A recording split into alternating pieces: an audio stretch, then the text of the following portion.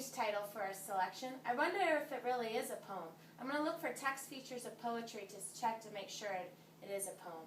I noticed that it doesn't really have sentences and there aren't punctuation except for at the end. And it looks like it has shorter lines, so it really does look like a poem. So I'm going to go ahead and number those lines.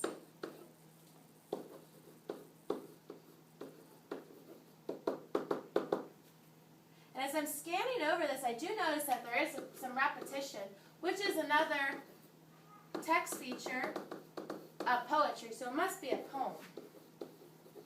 And I know that usually author's purpose of poems is to entertain, but as I'm scanning over this, I see that the central message is really strong, and it's talking a lot about the environment, so it must be persuading me to do something also. So I'm going to put entertain and persuade.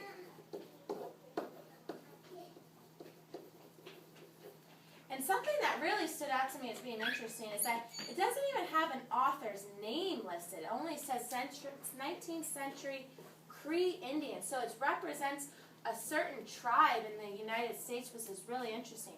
I wonder why there isn't an author's name.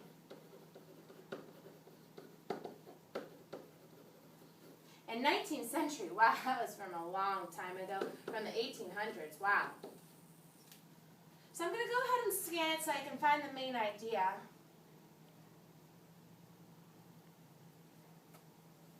Really has that strong message to talk about conserving our resources on Earth.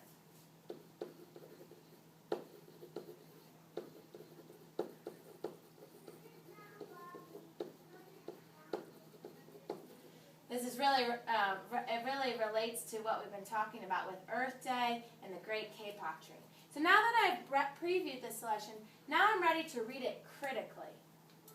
Only when the last tree has died. Why are all the trees dead?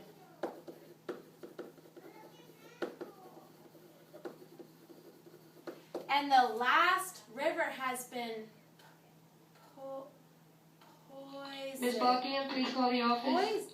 I see the root word poison. Ooh, that reminds me. Remember when Miss Palucci showed us those videos of Chile, and they were talking about all those rivers that had the toxins in them, those poor fish? Ugh, what a disgusting mental image I have. And the last river, that's interesting that there's repetition of last tree, last river. And the last fish has been caught.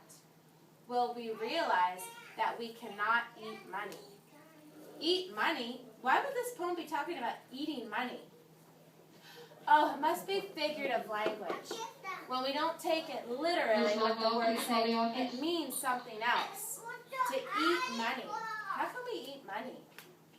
I guess when I waste paper and throw it in the trash without using both sides of the paper,